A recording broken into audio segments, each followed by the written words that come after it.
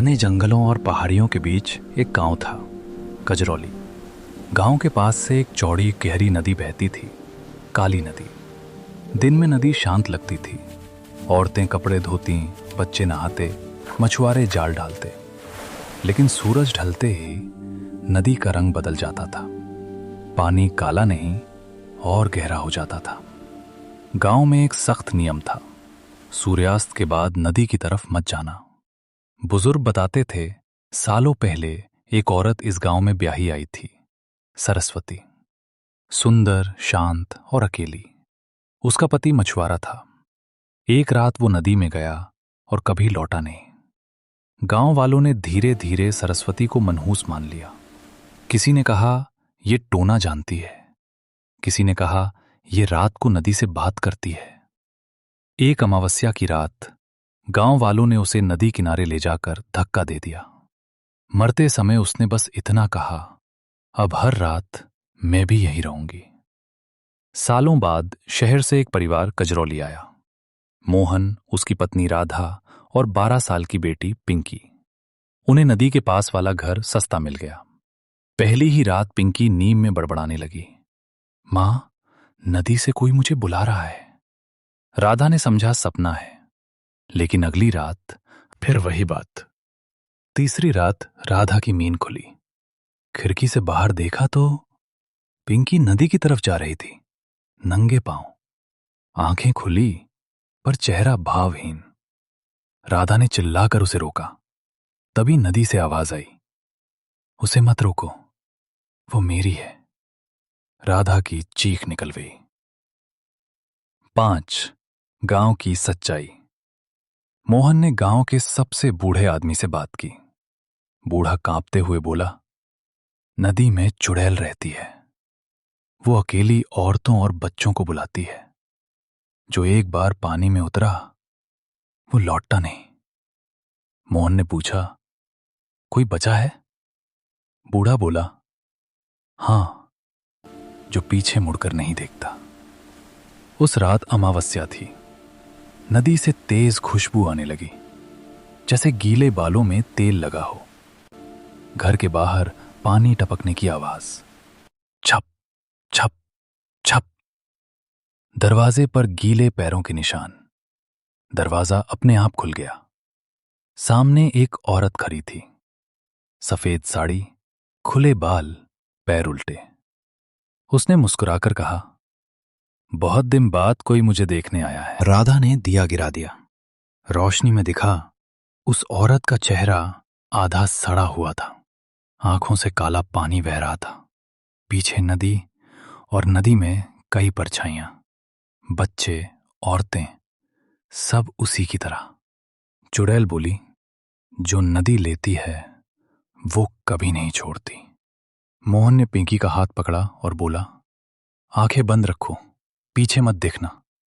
तीनों भागे। पीछे से हंसी की आवाज, भाग लो, पर रात तो हर दिन आएगी। नदी का पानी उफन पड़ा। सुबह गांव में शोर मचा। मोहन का घर खाली था। नदी के किनारे 3 जोड़ी चप्पलें पड़ी थीं, लेकिन पानी में सिर्फ 2 परछाइयां दिख रही थीं। आज भी कजरौली में लोग कहते हैं, अगर रात को नदी के पास से गुजरते वक्त किसी औरत की आवाज आए, प्यास लगी है, तो समझ लेना वो चुड़ैल तुम्हें पहचान चुकी है। मोहन और राधा तो कभी नहीं मिले, लेकिन पिंकी 3 दिन बाद सुबह सुबह वो गांव के बाहर खेत में मिली। जिंदा थी, पर उसकी आंखें नदी जैसी ठंडी और गहरी। वो कुछ बोल नहीं रही थी। जब किसी ने पूछा, माँ पापा कहाँ हैं, तो पिंकी ने पहली बार मुंह खोला, माँ अब नदी में सोती है, पापा पहरा देते हैं। गांव वालों की रूह कांप गई। पिंकी दिन में बिल्कुल सामान्य रहती, लेकिन सूरज ढलते ही वो नदी की तरफ देखने लगती। कभी कभी हंसती, कभी फुसफुसाती, आज कौन आएगा। उसके पैरों के तलवे धीरे धीरे पीछे की तरफ मुड़ने लगे थे। नदी का बुलावा। एक रात गांव के 3 लड़के मछली पकड़ने नदी गए। सबने साफ सुना औरत की आवाज, दिया बुझ गया है, कोई जलाने वाला चाहिए। सुबह तीनों में से सिर्फ एक लौटा। उसके बाल रातों रात सफेद हो चुके थे। वो बस यही बोलता रहा। उसके बाल पानी में नहीं डूबते, उसके पैर जमीन पर नहीं पड़ते। और तीसरे दिन वो खुद नदी में कूद गया। गांव के सबसे पुराने मंदिर में एक तांत्रिक बुलाया गया।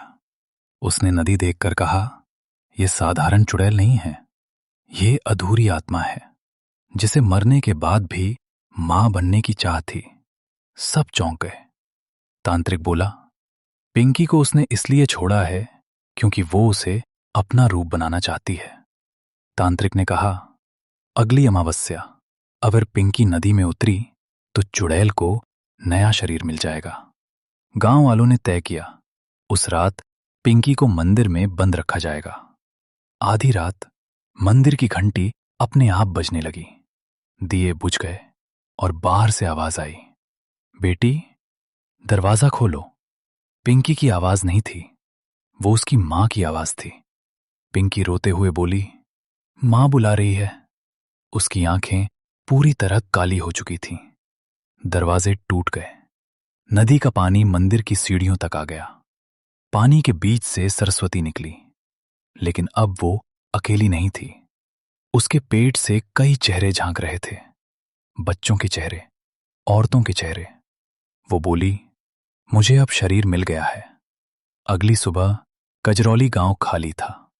न कोई आदमी, न कोई आवाज, बस नदी बह रही थी और नदी किनारे एक छोटी बच्ची खेल रही थी। उसके पैर पीछे की तरफ थे। वो मुस्कुराकर बोली, नया गांव ढूंढना पड़ेगा। आज भी अगर किसी गांव में नदी के पास अकेली बच्ची खेलती दिखे तो याद रखना, कजरौली कभी खत्म नहीं हुआ, वो बस जगह बदलता है।